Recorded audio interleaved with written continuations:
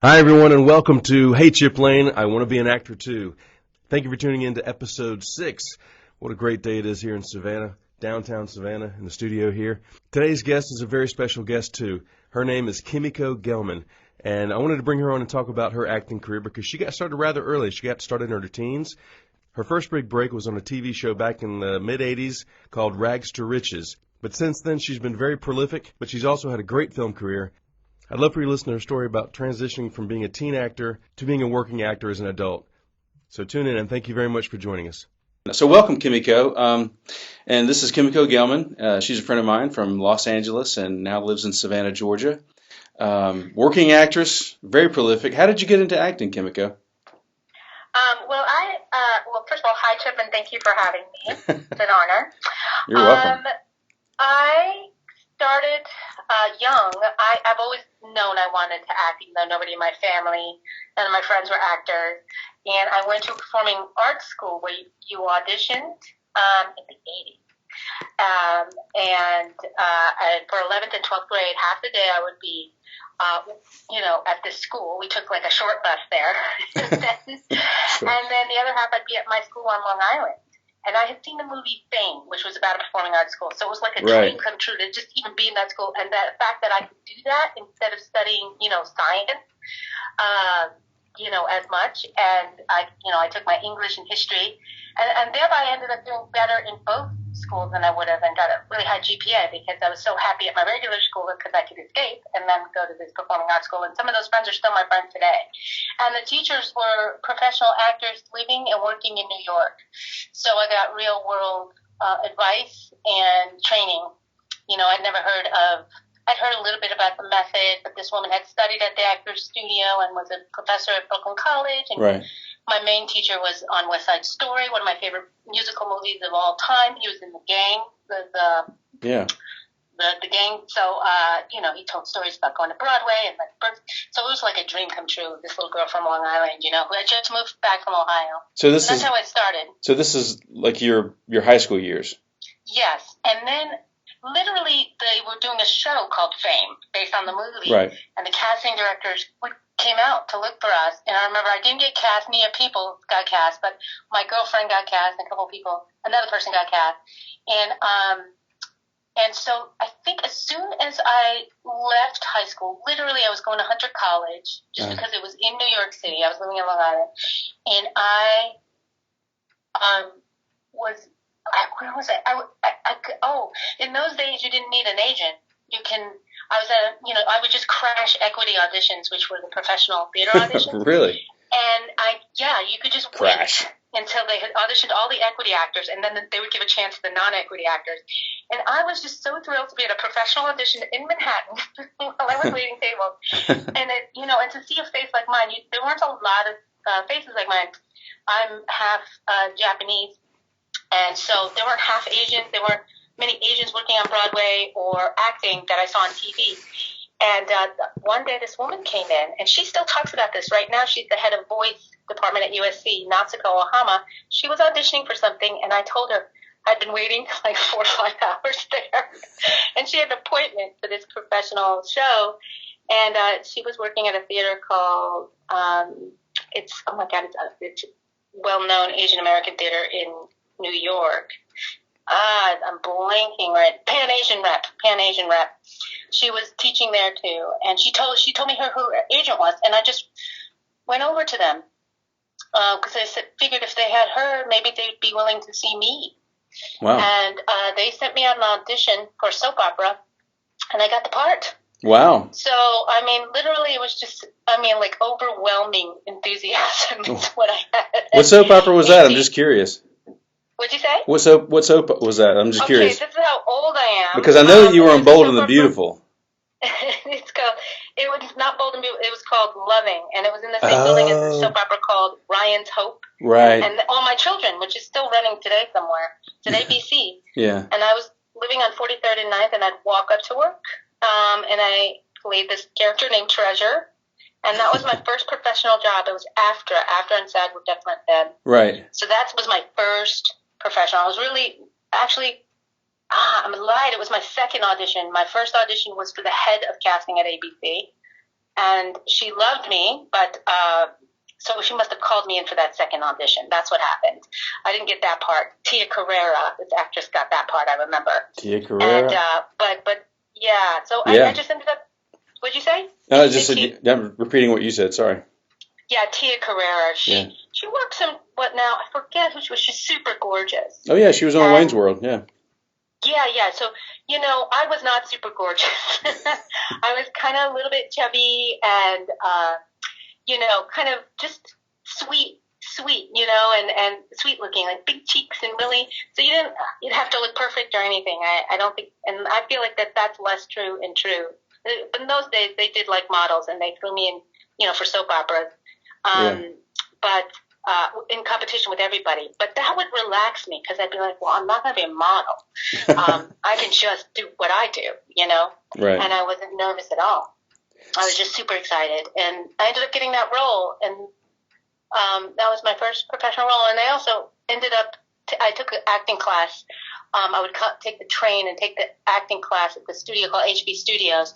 And on the last day, I had the guts to get up and do a scene with this other guy sitting next to me. We had practiced the week or week before, and it went really well. And I sat down, and the person next to me said, "Would you like to audition for this play that we're doing for the part of a mouse at the Irish Arts Center?" It was a musical, and it was a musical agitprop play. And Rip Torn used to start at that theater. Oh, really? A really good actor. Yeah. And it was a theater called what was the theater? The play was called Peaceful Kingdom. I can't remember the theater. And that's how I got my first review in the Village Voice. I did that play, and then I did our next play. So, I was just, any opportunity, I took whatever opportunity was handed to me, and I was very enthusiastic. Being proactive, right. I was super proactive then, because I had no map. Nobody, except for I knew that in those days you could go to equity auditions, which were the professional actor auditions. It still is equity, and you could be non-equity. I don't know if that's true today. It might not be. Yeah. I don't know. But so fast forward, you were on just one of the stars, 20 episodes of Rags to Riches from 87 to 88, and with the late Joe Bologna as a young actor. So as a young actor, what was it like, being on a major network television show? Mm-hmm. Well, so that was my first Screen Actors Guild job, right? The union was separate. And I got that from an open call. So I was pretty green on that set. Now, the good thing was the show is about kids. Right. So the other kids that were younger than me, I lied about my age. I was 20 and I said I was 18. But the other kids playing the kids that were really young, like the 7-year-old and the 12-year-old, right. They were a little more, they were actually more professional than me. Their parents were managing their careers. So, but they treated everybody kind of like a kid, even if you were older than 18. And the other girl who's super famous now, Tisha Campbell, right. Her mom took me under her wing. We auditioned together. Literally, we went into network, which is your last major audition, at NBC together, and we read with each other. And I just loved her. I just loved her, and her mom kind of took me under her wing because she saw how green I was. So literally, I lived next door to her at the same apartment that we stayed in. I tried to follow along. I didn't know how to drive, so sometimes even though the set people would drive us, her mom would drive us. We all became friends. So the pilot itself, which was like a 2-hour movie, and after the 2-hour movie did so well, it did really well for the singing movie, they picked up the show. But during that movie, we just lived together at the Oakwoods, which is this place where all actors live. They're coming in from out of town that the network puts you up at.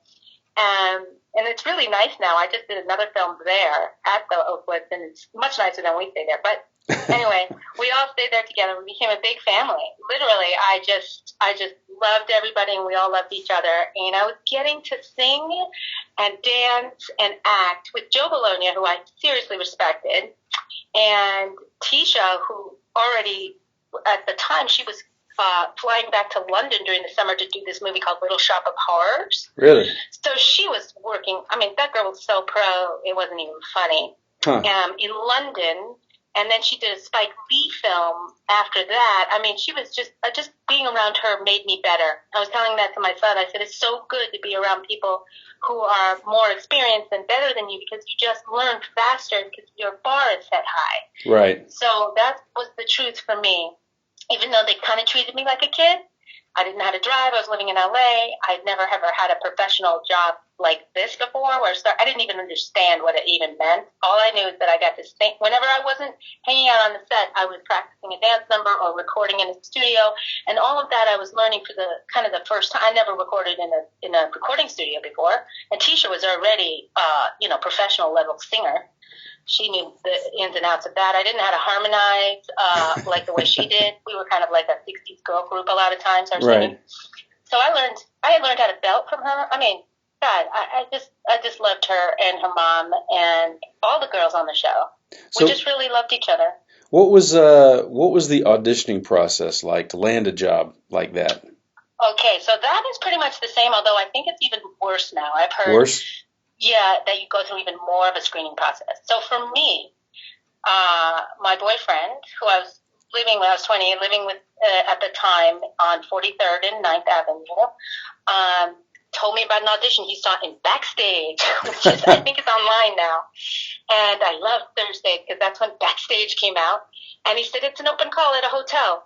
And so basically I had to sing, and I had done a few of those before. You stand in line at 10 at a time, and they type you in or type you out. And it was for an orphan Italian girl named Rose Foley. Uh-huh. And I didn't care. I was an Italian-American.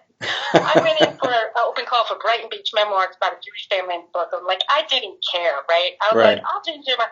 So, for some reason I got typed in. I guess they wanted a kind of, it's about 5 orphans, right? So they wanted a kaleidoscope of colors, which great.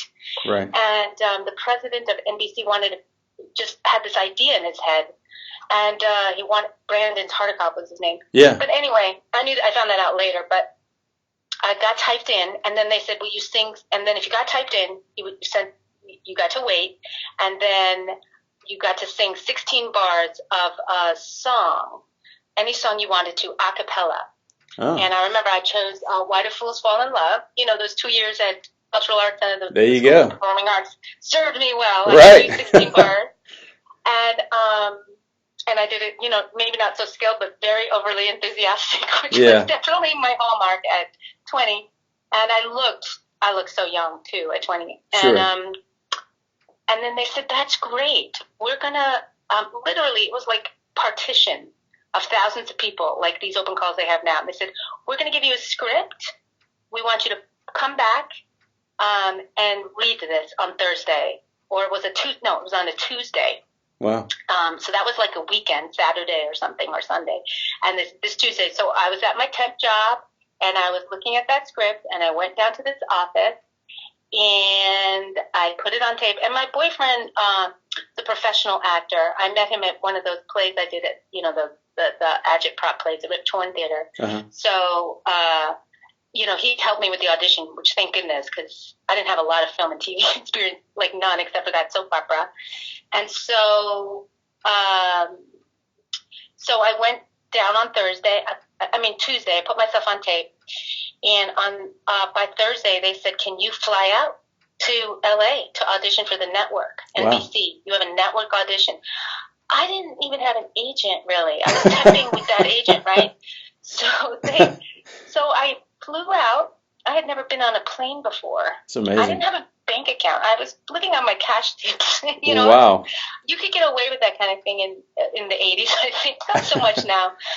And I got on a plane, super excited, on a Friday, I think it was, the next day. Yeah. Because they do things quick. And right. The network audition was on Saturday. And I flew in, and Tisha was sitting next to me. I'd never flown on a plane. Nonetheless, this was first class in those days, right? They flew you out, and they flew you first class. Had like an ice cream sundae and cookies, and Tisha was telling me all about it. And her best friend, who's still her best friend to this day, and they work together a lot, is Tashina Arnold, who's also pretty well known. She was also testing for the show, and they kind of showed me the ropes. They could not believe how great I was. Wow. I mean, I didn't have a credit card, and I had to stay at the Hilton, and you're supposed to leave a credit card Right. And I didn't even have cash. They gave you some cash. And woke up the next morning, read that piece of that script, met Joe Bologna, who I was thrilled to death, and read the actual scene with Joe Bologna. Yeah. And then, and that took, I would say, that network audition, and I saw a lot of famous people there. I saw, all of us just laying around at NBC waiting to go in to do it. Then they did this, I didn't know what they were doing. I see now it was more of a chemistry thing. They had me and Tisha stand together and talk to each other while they looked at us. And I had done very well at my acting audition with Joe Bologna, because I loved him so much when I went in. And I didn't even see the other people in the room. I was just like, it's Joe Bologna. And I read it. And this is what they do. I mean, this is what they did then. They're like, you can go home, you can go home, you can go home. And at the end, it was me, Tisha, and the people that got it. Wow. This other girl named Heather McAdams, who was later a regular on Sisters. Uh-huh. And by the end of that day, man, and the worst part was I was rooming with another girl who tested who didn't get it, and she was really sad. Yeah.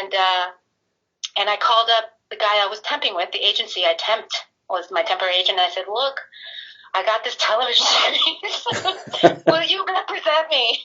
Yeah. I'm desperate. I have to negotiate this contract. And he was like, yeah. Yeah. And of course. They represented me, man. And they kind of took me under their wing, even though that was another thing. Yeah. NBC said to us, they said, look, we don't want you to go home. We need you to rehearse. We're doing a musical numbers and recording. Can you just stay here the next 6 weeks? I didn't even have clothes. I just had clothes for the audition, really, and the next day. Wow. So Mona, Tisha's mom, took us out shopping. I still remember. We went to Saks Fifth Off, told me what to buy, helped me out. They gave us a cash advance, which I'd never seen that much cash ever. Oof. And I shopped for my clothes, and I stayed there the next 6 weeks, and we all bonded. We filmed at this house. I think that was the Batman Mansion in Pasadena or something. Huh. And, I mean, I just learned everything so much in those 6 weeks, and I was floating on air, and I had more money, like I didn't know what money was then. Yeah, I can't imagine. And I stayed there 6 weeks, and then I came home, and I finished up my soap opera that I was still doing at the time, recurring on that with a guy named John O'Hurley. Oh, yeah. Who was on Seinfeld for a while. I think he was Mr. Pinkerton. I forgot that guy's name. But yeah. Like those guys that I recognized later on. Yeah. And then the series got picked up, and I went back out there. Well, so, and that ran for a few months later. Yeah, and that ran from 87 to 88, right? Yeah, so we did I want to say 13 episodes or something. It was awesome. Yeah. It was really great. Yeah, I think it was 20. On a cook. So, yeah. So what was it? Yeah. What was it? Sorry. No, was it difficult transitioning after that show from, it lasted 2 years into trying to change your image perhaps from a teen to an adult actress? I don't mean like, an adult, you know what I mean? Change. Yeah. Well, what I decided to do after filming is my agent sat me down and said, I think you'd do better in LA. Maybe you should move out to LA. Now, after the show was done, I was like, and when he sat me down in New York, I still remember this, I was like, well, I think that's a good idea, so I'll go out there. So I still didn't know how to drive. And I got my license. Good for you. And literally in 12 lessons, so not a very good driver. And I bought a car, and I moved to Santa Monica, where there's a whole lot of walking, because it felt like New York a little bit. Yeah. And I did feel a little bit unmoored. Like, what I really admire about the way, I don't know, like my husband's a professor at SCAD, they prepare people for literally what to do with all those hours and how to set yourself up and to get back into a class. I basically only did a half a semester at Hunter, and I went to performing arts school as a high schooler, right? Mm-hmm. I didn't really believe, I just got incredibly lucky, and I had some talent, and for some reason I was in the right place at the right time. So I didn't really understand what to do, so it did take me a while. I mean, my first job out of rags to riches, I still remember, was in a show called the Tracy Ullman Show. Like a variety show. Yeah. Yeah, so That's where The Simpsons got started. Yeah, it must have been, I don't remember, but it was like my first job. And I felt like, God, I really need training. I really need, I feel like I need to go to college. I feel like I need to pay my dues a little bit. Like, I felt like I needed to go backwards a little bit. So that's why I say for some people, I feel like it's great to wait before you really get, because it was like all that with not a lot of training underneath it. And like I knew I had talent, but I needed to know what to do when my instincts weren't right there for me. When it's a long day on the set. I was talking to an actor on 13 Reasons Why recently who just got out of Rutgers, who booked a great role on that show, and he said the same thing. Some of these kids, they don't have the craft to support themselves for those long hours on the set. It's just a different vibe when you're working on a set. And I was used to theater. That's what I was trained in at the Performing Arts School, not film and TV. Yeah. So I was used to that kind of rehearsal, that kind of thing. So what to do on your own, right? Yeah. At 21. So I went wacky for a while, yeah. So what were some of the classes that you've taken that you feel have made you a better actor? What types of classes? Yeah. I didn't ever take the Meisner 2-year program, but I do like that for film and TV. Yeah. So whenever I've been in a class, and people like me that don't finish, I've heard this to be true, I'm always wanting to be in a class. So all throughout the years, I'd hear about things. The first thing I did when I was living in Santa Monica is I took a class at South Coast Rep, which is a really great theater, with this actor named John Delancey. And after that summer workshop thing was an intensive, I took it with him privately. He started a private class. And that really taught me a lot of how to really enjoy myself, that it isn't all on film and TV. He's a film and TV actor. He was on he's on everything. Breaking Bad, Star Trek. He was Q on Star Trek. He was a really good teacher. So for me, it's just about being in class and following my curiosity of what I think I need to work on. Because because I didn't finish college, I feel like there's always something to learn. There's whether it's a voice class or I went ahead and I took with Natsuko, that teacher I was telling you about who's not head of voice. Yeah. She's a link ladder teacher. Right. I love her. I took with her privately in LA before she started working with USC. Different times at different times in my life, I need different types of training. So I like theater and I like Meisner. And for me, I could always learn more. You can always be in class, at least for me. Oh, sure. Some other people don't feel that way at all, but that's for me. Yeah. So have you always been, obviously you've switched agencies from the agents you were with when you were with Rags to Riches. What made you switch, and have you moved on, or what's... My agent? Yeah. Is that what you asked? Yeah. I'm just trying to give people an idea of, if there's a reason why to switch agents, and, what can make you... Right. Well, it's interesting. The agent that I called up, it's so interesting because they're all connected. Yeah. The agents I ended up with. I was with an agency called Cass and Wu, and I think I liked that name because it was Asian and there were no Asians. Patty Wu and Robbie Cass. And so I was with them, and then there was I think another agent there who became a manager, and then I ended up following her all around. I just ended up following a specific person until I ended up with this agent I'm with now, who actually my husband's with, Green and Associates, who are excellent. They're excellent. Yeah. So basically it's whoever's getting me out, and I feel like, but it's basically they've all been connected to my first agent. I would say there's a connection there. Yeah. So do you stay in touch with your agents regularly, and do you feel it's necessary to check in regularly? With my agent? Yeah. Did you say? Right. Well, because they're so great about getting me auditions, I feel like I am checking in. Okay. Regularly, but I don't know if I'm great about that myself. My agent. But do you recommend it, or if you're not getting regular work, do you recommend checking in and say, hey, what's going on? Yeah. Sure, but it's your job. This is what I always say for me. It's never really my problem with my agent. For me, it's more me. What do I want? How do I want to be in the business? Because I took some time off. When I had my kid, I took 6 years off of auditioning. Yeah. So, and I don't feel, every time I take time off and come back, because I've done it periodically, I don't feel like it's even hurt me. I mean, it hurt me a little bit, and that people are like, "Who are you?" But I don't think it's hurt me that much. I feel like I come back, I've lived a life, Right. and I have something to offer. I believe I have something that they need, and the minute I don't, then maybe I need to take a look at that. I mean, there's this great coach named Wendy Braun, and she says that it's not like talent or drive or any of that. It's like what you believe, right? Okay. So if your beliefs are what's going to show up. Yeah. So if I believe I'm going to do it, I've seen it happen with me again and again. Because sometimes I'm not believing it and I'm going through the motions. That's not very useful.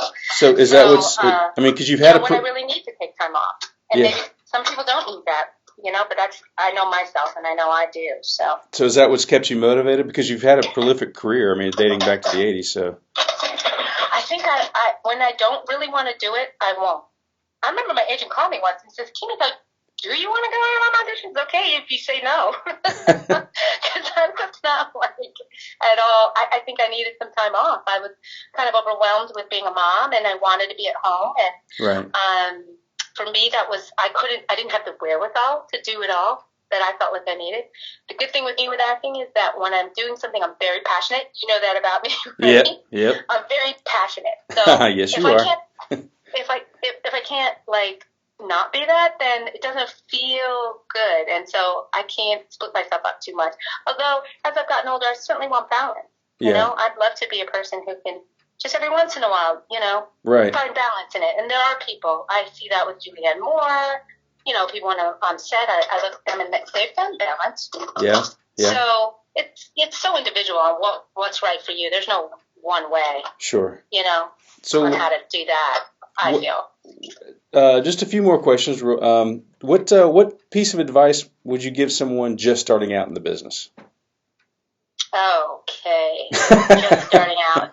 Now, what do you mean in the business? That's acting. Just someone who's like professionally acting. Someone who's I would so qualify. Let's qualify that as someone who is, just gotten their headshots and maybe they've taken a few classes or maybe they haven't taken a few classes, but they're wanting to be in the business and be an actor or actress. What sort of piece of advice would you give them? Someone who's just starting out. Okay, so that's key. Yeah. So you're going to be happier if you're well trained and you have a foundation, right? Yeah. So be in a class for sure. Have a support group, because an actor who works, especially in film and TV, there's a lot of days you're not going to have any acting jobs right there, right? And that head can mess with you. So you need to be always acting on some level, or in some class, or have a project on that. And so I'm talking about the trained actor, maybe he's been out of college, or feels ready to really get those headshots and do that. And then find a community of like-minded people. And nowadays you can find them online. Yeah, right? community. But I would, even listening to podcasts like this and support groups, like I was on Wendy Braun, or here's a guy, and I constantly look for this because my head's my worst enemy, right? Yeah. It is. Right. And so, this guy, DeJuan Johnson, who I love, he's a recurring role on Bosch, and he's also a coach. He said, let's stop calling your survival job or your side job. Why don't you call it an investment job? You're investing in your career. That's true. With that job. It's a business. Right. So changing your mindset about everything you're doing. The people you want to pay attention to, people who are succeeding, not the people who are complaining. So, there's always somebody working. There's always somebody creating, and listen to them. Be honest about it. Sure. There's so much curating of your image online that it's good to have it in person. Some kind of group where you feel creative, whatever you're doing. And some people need it every single day, just like a writer would, alone in their room, and some people don't. But definitely find a community. Yeah. Assuming you're trained. Right. Stay trained. So what piece of advice would you give someone who's experienced, who may be feeling they can't get over a hump of maybe not working consistently? Yeah. I don't know if you ever work consistently. Even, good answer. My husband's father would be like, do I know how to do this? When he went back, and my husband's father was a very successful actor. Right. So Yeah, again, almost the same advice, because even me, right? I can just be like, this sucks, I'll never work again. And I was just talking to one of my very good friends who was starring in a Paul Thomas Anderson movie last year, and in a pilot. And this year he's like, shit, I don't have any money, and like you have to be able to live with that. So it has to be bigger than just my next job. Your life has to be bigger than that. You have to have a real life, right, where you're enjoying things. Even one of the best advice is when I had a network audition, somebody said, plan something just as fun later on that day. Don't have it all be about that audition. Yeah. Right? Right. And and like before, when you're young, everything's about that, And I love it. Now I'm so much happier with a real life and a whole life. And my friends that work in the business all the time have good lives and not just about their acting. God forbid. Even though they're passionate and talented people, they have real friends and people who see them for who they are. So that too is so important for an experienced actor, and to have a community of like-minded actors who are very positive and encourage you and tell you the truth. Right. And has there ever been a point in your life when you're like, I'm done? And if so, what kept you going? Oh my gosh. There has been lots of times where I was like, maybe this isn't for me. Actually, I thought when we moved to Savannah, even though I thought everybody's like, well, everybody works a lot and there's no reason why you can't. I thought, well, I have to be okay with the fact that I might not work again. And I had never worked so much as when I first moved to Savannah. I think I got the most jobs I ever got in a row. Yeah. And I just was so shocked. So you never know when that's going to happen. But I say that, I think you banged out like 3 or 4 or 5 shows last year, didn't you? Yeah. Oh, so many. Plus, I had a recurring role that kept recurring, that I thought was over with. So, just things kept popping up, and I was thrilled. But at the same time, I totally had those feelings that maybe this isn't for me. And then I really get still, and I listen to myself. And it's just, I'm always amazed that I haven't stopped. I was like, I'm still doing this. And I know so many people who are not, from my acting classes or whatever. And that's great for them too, by the way. Not a bad thing. I think it's great. They've gone on to great things. And I just feel like if you want to act, somebody told me this. Oh, I remember. She was the head of a television studio in England for a while. And she got fired from some job, and she was at home now, and she wasn't doing this. And I said, I think I should quit. I haven't worked in a long time. She goes, listen. And somebody said this to me too also. He goes, she said this, and this other guy said this to me too. But see, this is why I'm always looking for positive people and coaches, who'll tell me the truth. She said, look, you've worked this much. If you want to work again, you'll work again. Right. She just said it like that. And this is a higher up. And I thought, okay, that had a ring of truth. And then this other guy said, it's never your last audition until you decide it's your last audition.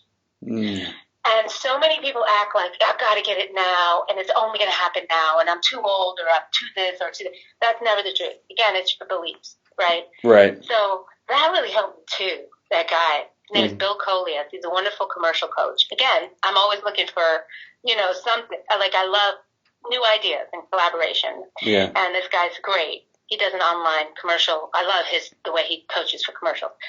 And, I'm not plugging him, but I'm just saying. No, that's great. Plug him. Yeah. He's the one who's told me that. It's not, it's only your last audition you decide. And I was like, that's true. That is so true. Yeah. I don't care. So that's the case, Is there anything you'd like to share or promote? Promote? God, I don't think that would, and I should.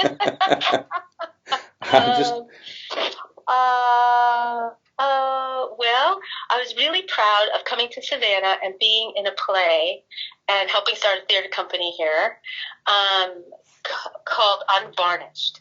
So they're deciding on their next play. We did a play called Realistic Joneses here, and I was just really awesome. I got to act with my husband, and they did really great work, and it was so fun being at the beginning, like that Zen thing, beginner's mind. It felt like that a bit, but with all this experience, and they're really good people.